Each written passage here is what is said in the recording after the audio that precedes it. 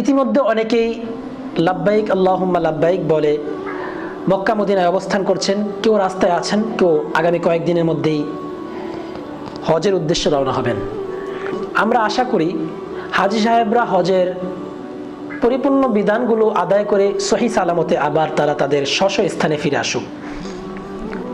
আর যারা ফিরে আসবেন তারা Mecca Medina Arafah Mina Muzdalifah এই 5টি জায়গা থেকে 5টি জিনিস নিয়ে ফিরে আসবেন বলে আমরা আশাবাদী।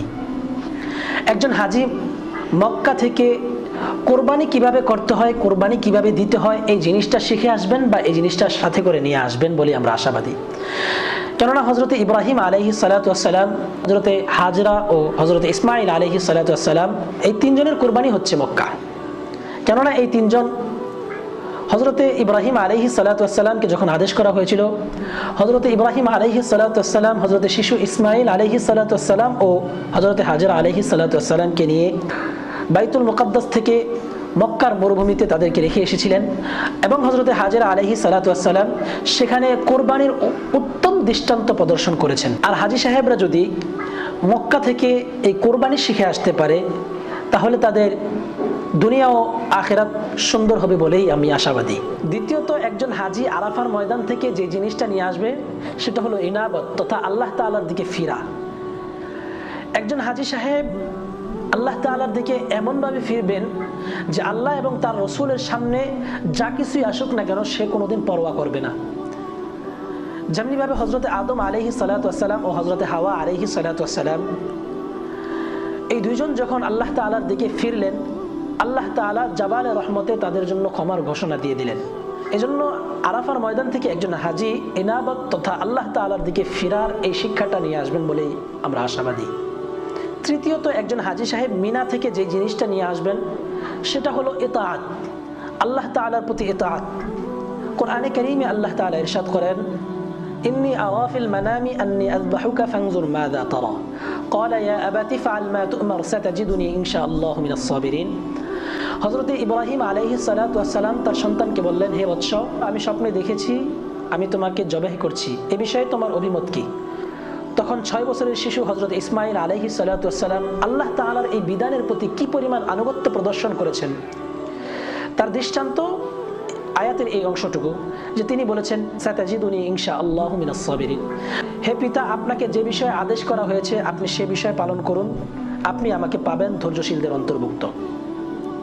কাজেই আমরা 6 বছরের শিশু হজরত ইসমাইল আলাইহিস সালাতু ওয়াস সালাম থেকে যে আনুগত্যের শিক্ষা পেলাম, এই মিনা থেকে সেই আনুগত্যের শিক্ষা আমরা সাথে করে নিয়ে আসবো ইনশাআল্লাহ।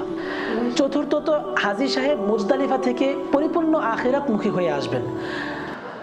অর্থাৎ মুজদালিফাতে আল্লাহ তাআলা হাজী সাহেবদের হুকুকুল্লাহ ও হুকুকুল ইবাদ মাফ করে থাকেন এবং এই মুজদালিফা থেকে একজন হাজী সাহেব পরিপূর্ণ আখিরাতমুখী হয়ে আসাই অত্যন্ত জরুরি।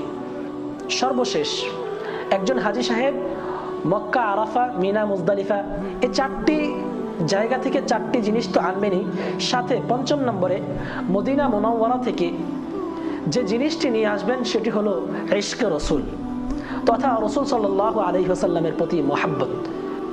দেখেন, পৃথিবীর সবচেয়ে বড় ইবাদতকারী বান্দা ছিলেন ইবলিস এবং সবচেয়ে বড় আলেমও ছিলেন ইবলিস, কিন্তু তার মধ্যে যে জিনিসটা ছিল না সেটা হলো ইশক তথা আল্লাহ তাআলার প্রতি মুহাব্বত তার ছিল না, ভালোবাসা ছিল না। যার কারণে আল্লাহ তাআলা তাকে যখন সিজদার কথা বলেছিলেন তখন সে সিজদা করতে অস্বীকার করে বসেন। যখন প্রিয়জন কিছু চান বা তালাশ করেন তখন মুহাব্বতের দৃষ্টান্ত হলো সেটা কি সেদিকে দেখার বিষয় না, বরং যে বিষয়ে তাকে বলা হয়েছে সেই বিষয়ে মুহাব্বত প্রদর্শন করাই হলো একজন মাশুকের কাজ। তাই একজন শেষ নবীর উম্মত হিসেবে একজন হাজী সাহেব মদিনা মুনাওয়ারা থেকে যে জিনিসটি নিয়ে আসবেন সেটা হলো জনাবে মুহাম্মদুর রাসূলুল্লাহ সাল্লাল্লাহু আলাইহি ওয়াসাল্লামের পরিপূর্ণ ইশক তথা ভালোবাসা। আল্লাহ তাআলা একজন হাজী সাহেবকে মক্কা থেকে কোরবানি, আরাফা থেকে ইনাবত তথা আল্লাহর দিকে ফিরা, মিনা থেকে ইতাআত তথা আল্লাহ তাআলার আনুগত্য, মুজদালিফা থেকে ফিক্রে আখিরাত তথা আখিরাতের চিন্তা ভাবনা ও মদিনা থেকে ইশকে রসুল নিয়ে ফিরে আসার মতো আল্লাহ তাআলা তৌফিক দান করুক। আমরা আশাবাদী হাজী সাহেবরা তাদের উপহার উপঢৌকনের সাথে যে জিনিসগুলো নিয়ে আসবেন সেটা হলো এই 5টি জিনিস। আর এই 5টি জিনিস যে হাজী সাহেব নিয়ে আসতে পারবেন, আমরা আশাবাদী তার আগামী দিন সুন্দর হবে এবং উজ্জ্বল হবে। আল্লাহ তাআলা হাজী সাহেবদেরকেও কবুল করুক এবং আমাদেরকেও আল্লাহ তাআলা হজ্জে মাবরুর করার মতো তৌফিক দান করুক। আমিন।